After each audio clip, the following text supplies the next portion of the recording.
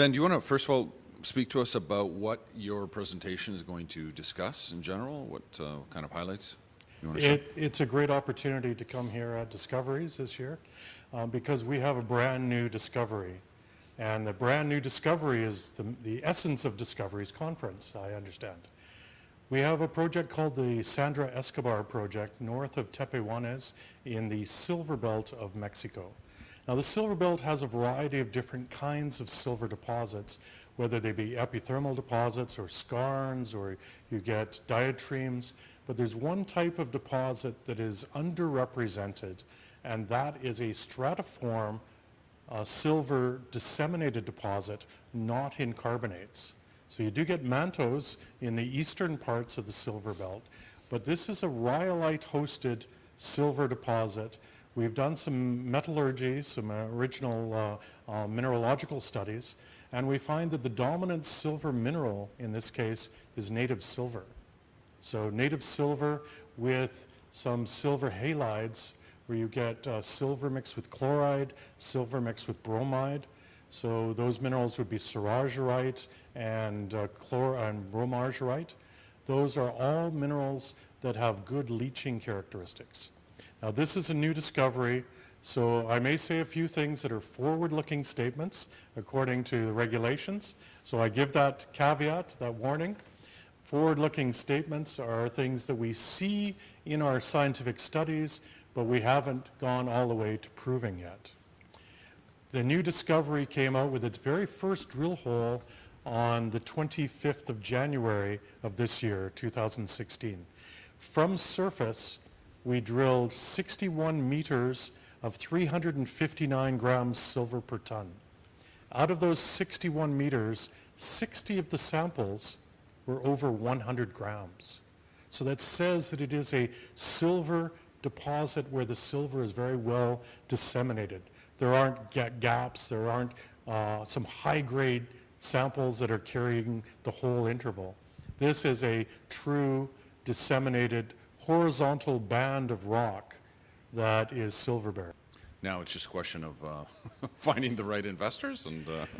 Well, investors is part of it. To continue to drill, no? We are continuing to drill. As we speak today, the drill is turning. That's right. We have moved on to phase 2. We drilled 17 holes in phase 1. So far, 10 holes have been released to the public. The other holes are in the cutting stages, they're in the logging, they're being sent to Lasse Labs, and they're being analyzed.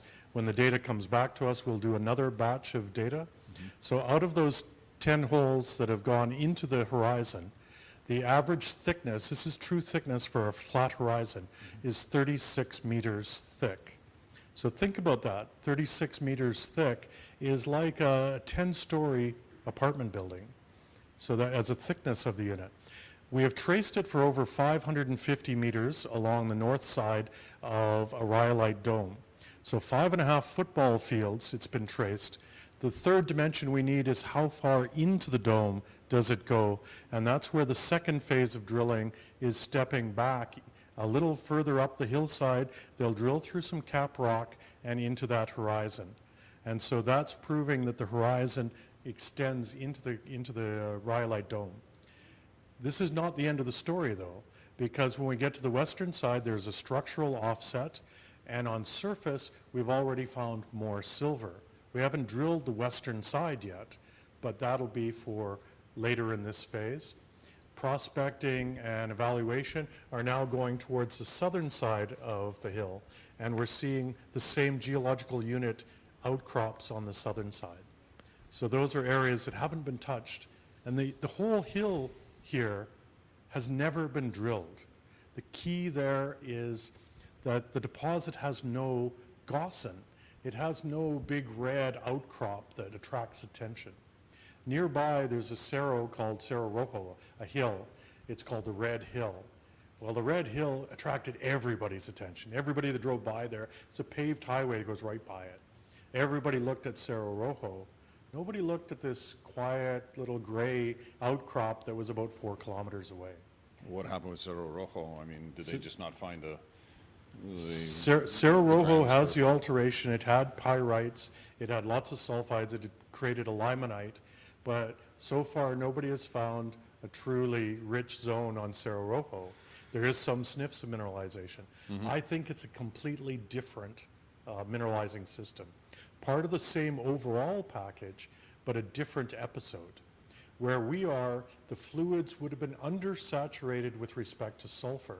What that means is there's no pyrite. There's no pyrite to make this nice bright red hillside. So the iron coming in was being iron oxide. Because there's no pyrite, a forward-looking statement, very forward-looking statement, a future mine here would have no acid mine drainage issues because there's no pyrite to generate acid. Right? A future mine here would be mining right from surface, so mining costs would be low. And this is Durango, of course. This is in Durango, which is So favorable for yeah, mining. there's no social conflict or really We very little. have, right now, we have an 8-year contract with the local Ejido Council. An Ejido is like a farmers collective, a fourth level of government, a very localized government. We have a formal contract for exploring this project for the next 8 years. So we are in a good position that way. Social issues are very important, as you well know, that it's important that we participate with the local community. We're doing some repairs to the church, and we get involved in CSR helping programs. the community, yes. CSR is the term. That segues into the next question. In fact, in your opinion, what are the major impediments to effective and responsible exploration, of Mexico's mineral resources, for that matter, now and in the near future? Right. I would say communication is part of it. Some areas, particularly in the northern part of Mexico, communications, the local communities understand mining. If you're in a few other areas, some areas down in southern Mexico, like Chiapas and Oaxaca, social issues are much more problematic. And it's because the local communities don't really understand mining that well. They think you're coming onto the property and with your bare hands pulling out bars of silver and gold. That just doesn't happen. It's where they want millions of dollars right from the start. What you'd rather see is help out the local community, provide local employment, and gradually build until you understand whether you've got a deposit or not. And then look at its mineability and see how it can be moved forward. But education on a community level and engagement is really, really important. Great. Thank you, Ben. You're very It was, welcome. It's a pleasure wonderful. to be here.